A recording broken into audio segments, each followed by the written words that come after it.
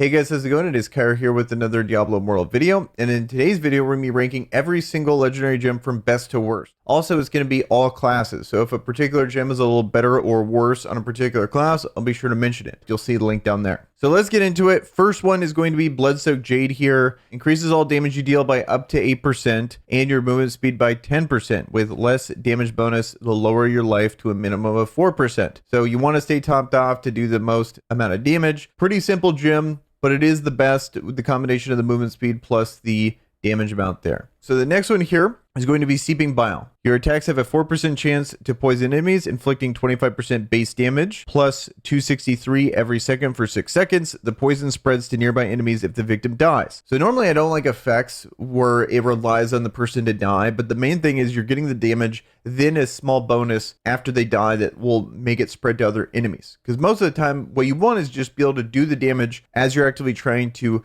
kill the enemy, not rely on killing them, because that's the hard part, especially in difficult content. The effect doesn't do anything until the thing is dead. For 99% of the time, it wasn't really doing anything for you because they're going to be way stronger than you. You're going to be doing a lot of reduced damage and a lot of hard content. So that's why I'm not normally a big fan of that, but the effect is applying regardless of the target dying, the important effect at least. Then it's a nice bonus that it will transfer. Also, it's just really good damage, high percentage. There's a lot of abilities in this game that will tick multiple times. So getting that 4%, even though it doesn't seem like much, when you have like 30 enemies in a group and you're attacking multiple times each second, the 4% is actually a pretty good chance that you're going to be proccing this on everyone. So very good ability. It does a ton of damage. You really notice it if you're lucky enough to pull this. Then next here we have Bottled Hope. This one is really going to be dependent which class you have. If you're a class that can actually buff people, great gem. If not, obviously it's literally going to be useless for you. If you're not going to be buffing anything, just don't really touch this gem. Also, when we're in a new tier, so the only S tier gems are going to be Bloodsoaked Jade and Seeping Bile. Now we're in the A tier. Anything in the A tier, I'm not really ranking them. Some of them are better than others, obviously, but I'm not really going on my way to rank every single one in each tier as well. There's going to be a couple of these next ones that are definitely better than this gem. Just keep that in mind. But this is a very good gem because using a skill to grant a buff increases the target's damage done and movement speed by 8%. You can look at this, it's essentially giving a Bloodsoaked Jade buff as you're buffing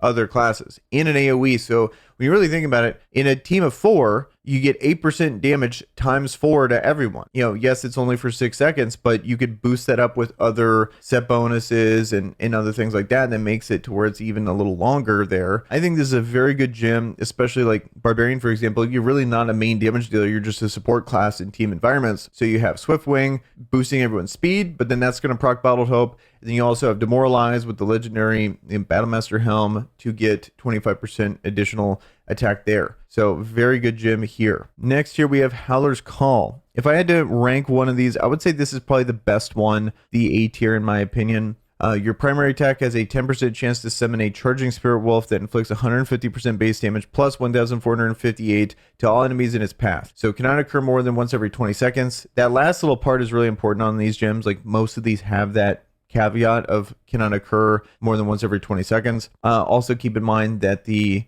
flat amount, so the 150% base damage plus this flat amount, that changes based on your damage too, plus obviously the base damage. So this actually hits like an absolute truck. I think it's probably my hardest hitting move is Howler's Call, with like Blessing of the Worthy being my second. We'll get to that gem here in a second, but very damaging ability, like really increases your max overall DPS. Also, what's cool about the wolf is that it kind of smartly targets enemies, and your camera's kind of cropped in, so if you're killing something, it will like smartly target the characters like off screen and stuff like that. Also, another kind of cool tip is that you could like shift click when you're on PC to start attacking in air, and then it will actually proc. You have that 10% chance that your primary attack will proc it and come out, so you can have kind of like a ranged move. So I was thinking it would be fun to do that in PvP, where if they're like camping a zone, you could just start attacking the air, and then your wolf will come out. And then as you rank it up, it gives a percentage chance to stun enemies. So it could actually be pretty funny that it's a hard-hitting move that you get attacked from ranged and then also stun all the people in there. So, you know, I know that's a very situational thing, but I just figured it'd be fun to see that in like a recorded clip of someone doing that and then like stunning the people and then being able to like follow up with that. Next here we have Blessing of the Worthy. So when you take damage, you have a 20% chance to unleash retribution on all nearby enemies. dealing damage equal to 12% of your maximum life. Cannot occur more than once every 20 seconds. So this one also hits very hard, and the more health you stack, the more damage this is going to do. This is definitely one that is going to be rated lower for ranged classes for sure, because it originates from your character. Ranged classes usually can punch up in difficulty a lot higher. They're not as tanky. Not only are you punching up in more difficult content, you're going to be taking even more damage. If you get touched like once, you're dead essentially. So you're not wanting to get touched at all. Whereas as a melee class, you really have no way around it. You're going to get hit, and blessing with it, you just happen to be right there and do the damage there. So definitely one of those gems that is A tier in my opinion for a melee class, probably like B tier level for a range class, but it's still good. It's still definitely good for range classes. Don't think it's bad. It's just not as good if you're not a melee. And then next here we have Bloody Reach. Speaking of the complete opposite of that, I think Bloody Reach is absolutely amazing, but only for ranged classes. So increases all damage you deal by 2% for every 2 yards between you and the enemy hit. Maximum increase is 8%. That obviously goes up as you rank up this gem, but for ranged classes, this is amazing. Like, this is all very in line with the percentage bonuses of these other abilities, like Bottled Hope and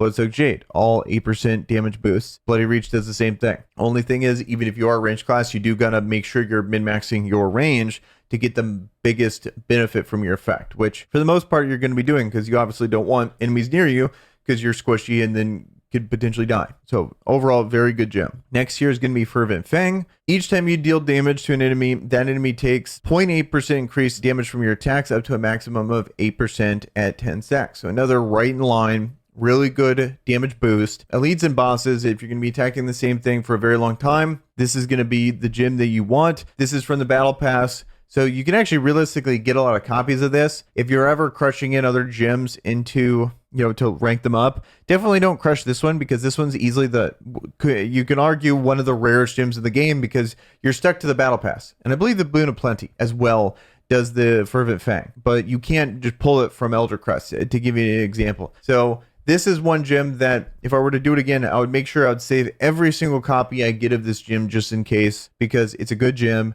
and very hard to get. Next here we have Power and Command. Power and Command alternates every 9 seconds. Power increases your primary attack damage by 8%, and Command increases other skill damage by 8%. Right up there with the same damage bonuses you would get in all these other ones here. The only difference is it's going to alternate between your auto and your skills. So the more you use both, the better the gem is actually going to be for you. That's really going to be up to you guys on which class you're playing and if you're using a ton of both. Another thing to keep in mind in the top left, you can see it alternate between the two little effects there in the buff/debuff section. In my opinion, way too small of a section to actually reliably be able to use it, unless it's just like obviously a debuff. Like, you can easily see if like Seeping Bile or Unrelenting Torment are on you, but to be able to actually look at Power and Command and see which version it is very difficult with how tiny it is. But you can see it. It is always updating. Also, as you rank this up, it will give you a chance to remove a debuff off of you. But it's still only a percentage chance. It's not like 100% of the time you're going to remove one debuff or something like that,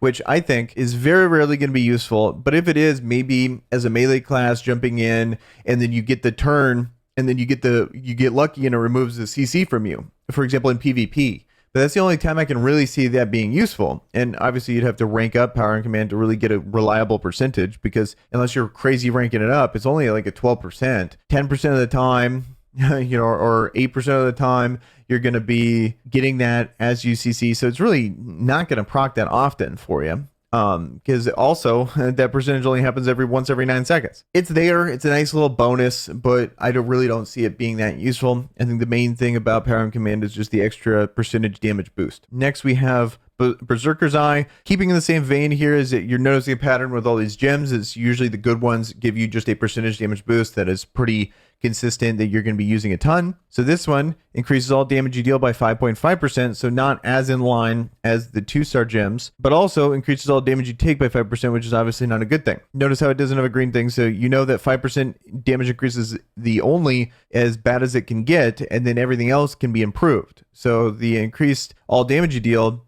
can go up as you rank up this gem. Being a 1-star gem, it's way easier to rank up these 1-star gems than it is the 2 and the 5-star gems. So just keep that in mind, that you probably will have a better percentage here, because even a free-to-play can rank this up at least a few times. Next one is going to be Everlasting Torment. This is like budget. We have Seeping Bile at home version of Seeping Bile. Your critical hits inflict agony, dealing 10% base damage compared to 25% base damage. And it's based on critical hits, not necessarily, the 4% just chance regardless. The flat damage bonus is half of that of Seeping Bile. Each enemy cannot be affected more than once every 20 seconds, just like Seeping Bile. Doesn't have the spread effect, but the best part of the effect is that damage it does. Even though it takes a crit, so like Crusaders, for example, are going to have a way better time with Everlasting Torment than most other classes because they can guarantee that crit. With Banner, it's still really good and definitely deserves to be like an A-tier gem. But just keep in mind that Seeping Bile is significantly better as a gem. And even if you get like a 2 out of 5 Seeping Bile, you're going to want this, or maybe even combo Everlasting Torment and Seeping Bile. It doesn't hurt to use both, but they're both very good gems. So next, let's get to the B tier category here.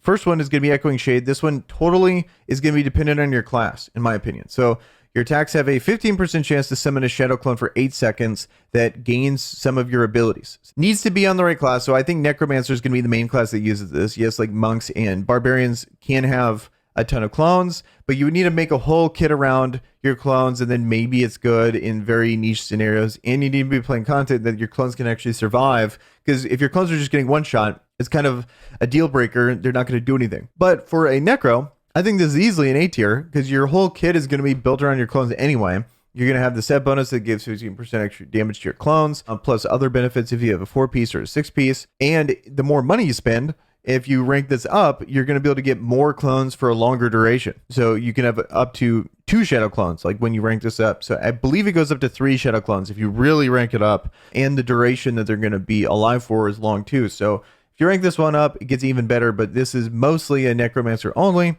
Or you're going to have, if you just get lucky enough to pull like a high star version, you just want it for the extra resonance and combat rating. Next is going to be Phoenix Ashes here. This one's a little weird for me. I feel like as a barbarian, this is actually pretty good because it never procs. If you have Undying Fury, then this will make sure that Undying Fury procs first, then Phoenix Ashes will proc. Undying Fury is on a 30-second cooldown, so you at least have the Phoenix Ashes to save you again if you happen to take fatal damage right when Undying Fury is off cooldown. So you have that little window there. So I think as a barbarian, it's actually pretty good. The mechanics I'm not sure about, if anyone knows in the comments, would be Undying Fury, Cheat Death, and Phoenix Ashes, how they all kind of synergize together on what prioritizes what. I tried using it for a while, but I haven't been able to get Cheat Death to proc as I'm doing all these. I don't know if the combination of Undying Fury and Cheat Death is having like a bug or something. I only did play a couple PvP matches anyway, so I'm not too sure. I'm not getting Cheat Death to proc at all. From my experience, kind of a weird thing there, but I can imagine potentially even better. But just having Undying Fury plus Phoenix Ashes, I think is a pretty good combo. For every other class, I would say it's okay if you have a high star version to get the extra resonance, but there's way better effects out there, in my opinion. It's really kind of a lackluster effect for most classes, in my opinion, with Barb being an exception. So if I had this, I'd probably put Barb at B tier and then probably put all the other ones, like keep it here because the resonance and stuff like that is still really good. Kind of need it. You're not like excited to pull this one, in my opinion. Chip of the Sunflesh, this one is really going to be based on your class. Do you have good CC? But not only do you have good CC, can you follow up with a ton of damage? Necromancer, yes, they have a ton of hard CC. Can they really follow up with a ton of damage right after? Not often, especially in PvP and stuff. You're doing the knockups. You're keeping out range. You're not really in a position to do a whole big burst combo after you CC these classes. But I feel like this is only going to be good in that scenario where you can CC them and follow up with damage. This one's could be like a B tier for some classes, could be, C tier kind of bad for other classes. To recap, mainly Chip of the Sunflesh just comes down to can you CC and follow up with damage? If not, it's really not that good. But if you have a high star version, resonance and combat rating, probably worth it to keep it on. Lightning Core, this one, in my opinion, is a pretty solid gem. It's just not game changing. You're not going to be too excited about it, but it's a nice little bonus to have. So your primary attacks and movement slowly charge you up with electricity. When fully charged, your next primary attack will release Chain Lightning, dealing 90% base damage plus 1,134. That both change based on how much damage you actually have. So it's just a nice little boost. Nothing too crazy. Not going to make any big changes in how you play the game, but a nice little damage boost. 90% base damage. Definitely nothing to scoff at. It's actually really good. For example, Howler's Call is my hardest hitting move. It's 150% base damage, to give you an idea. So yes, obviously that hits harder, but on a 2-star gem, Like, that's hitting pretty hard. And you can probably rank it up a couple times, especially rank it up multiple times before like one upgrade of Howler's Call, just kind of the pros and cons of that. It's actually pretty good. Next is going to be Cutthroat's Grin. So gain 8% increased critical hit chance when attacked from behind. Also, as you rank it up, you're going to get bonus damage from attacking people from behind. Critical hit chance is a very good thing that is very rare. So having that in a gym, also good. You know, I think it deserves this B tier status. It's not like super amazing, but it also is good. Just kind of like on the same level as Lightning Core, in my opinion. Like, there's other gyms that I'd definitely prioritize. Like, I feel like all the stuff in A tier I'd definitely rather have, but still a good gym. You can't really go wrong with it. If you're free to play Light Spender, you have Cutthroat's Grin, you know, definitely throw it on. It's definitely really good. Next we have Winston's Haunting. This one is, like I was saying earlier about an effect working after you kill something. I'm just not a fan of that, especially in the content that I'm really trying to push. Killing the thing is the hard thing. Like, doing the damage to kill the thing is the difficult part. That's why I'm not the biggest fan of Winston's Haunting, in my opinion. But I think it is good. It does decent damage. 50% base damage. I feel like in a Challenger, for example, you're killing a whole bunch of waves of enemies. Then you kill one, it procs, and then it maybe dominoes and kills all the rest of them. So you saved a little bit of time there so you can get to the boss. But other than that, nothing too crazy, in my opinion. If you have a high roll, resonance, comfort rating, all good things. Chain Death, this is 4.5% bonus damage when you're attacking 3 targets. You're going to be attacking 3 targets quite a bit. As you can see from the other stuff, the sweet spot's 8% at rank 1. This is only 4.5. Berserker's Eyes, 5.5. It's not terrible. You're going to be attacking people a lot, but it's definitely a tier below these other gems. Arson's Invigoration. This is one you can get from the Hills Trader 100%. Kind of debatable if it's actually worth the hilts, in my opinion, but it is a decent gem. It's nothing too crazy. Increases the speed of your primary attack by 5.5%. I think that really depends on how good your auto attack is. Like a Demon Hunter with the ability to be able to attack through enemies, amazing auto attack. Other classes, maybe not so much. It's really going to be dependent on which class you use. Trickshot Gem here is going to be really good on classes that channel abilities. Obviously, so like Mage, Barbarian, stuff like that. You know, especially Barbarian, I think is one of the best gyms you can get, like best value gyms, because, you know, you're spinning all the time, and that's a channel ability. Same with Mage. You have a ton of channel ability, so your channel skills consume energy 8% slower. Also, as you're channeling, you take less damage as you rank up this gym. These 1-star gyms are actually rank upable, in my opinion. I think Trickshot Gem is actually a good gem. You just need to be making sure you're actually channeling stuff, or it's completely worthless. So next here we have some fringe gems that are not bad, but they definitely deserve to be kind of in this lower tier, in my opinion. First one is Soled's Weakening. Gain 6% increased damage for 60 seconds after killing an elite monster. This one, you know, depending on the situation, 6% is kind of in that sweet spot. It's right under that 8%, better than Chained Death. You know, you can rank this one up. You can also rank up Chained Death, you know, pretty easily since it's a 1-star gem. Nothing too crazy. Only 60 seconds. Depends on how long it's going to be taking you to be able to kill like a boss after you kill elites, for example.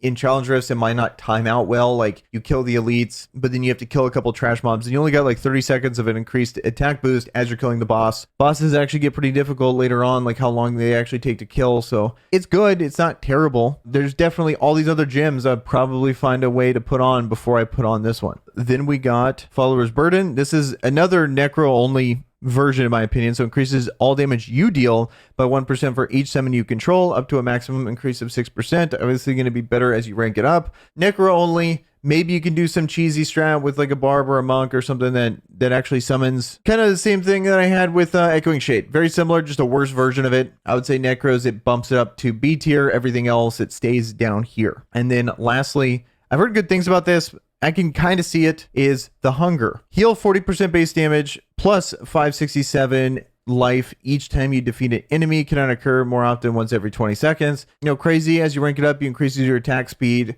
I don't think it's bad. I also just don't think it's that great either. You know, usually if you're trying to punch up or do harder things in the game, you have your potions, you have some classes have ways of being able to heal. I'm not going to write it off completely as worthless. It is hard to be able to heal. It's just one of those things that I wish it was like, cannot occur more than once every 10 seconds. Then I would think it's awesome. 40% base damage plus that much life. Maybe that's like a full heal. I would have to see. If it's not full healing, then I would think it's pretty bad. But if that's another full heal, then maybe I might reevaluate this and put it like over here. A lot of times it's like you get touched once and you drop really low. But if you heal to 80, that doesn't do anything. You're still one-shottable. But if you heal to full, then you're right back to that where you were, where it's actually, you're kind of safe. Maybe it's better than I'm getting it credit for. Those are the gyms that are actually worth talking about, in my opinion. You can look on the sheet that's linked down below, all the F tier gems. These are just bad gems. I don't want to waste your time just talking about how bad they are, but feel free to look at them. I think these are the gems that are actually worth investing in, worth equipping to your character here. Here's the list. Obviously, see it down in the link below. And with that, guys, if you found this helpful, please like the video. It goes a long way in supporting the channel. Also, subscribe to the channel for more Diablo Immortal content. And with that,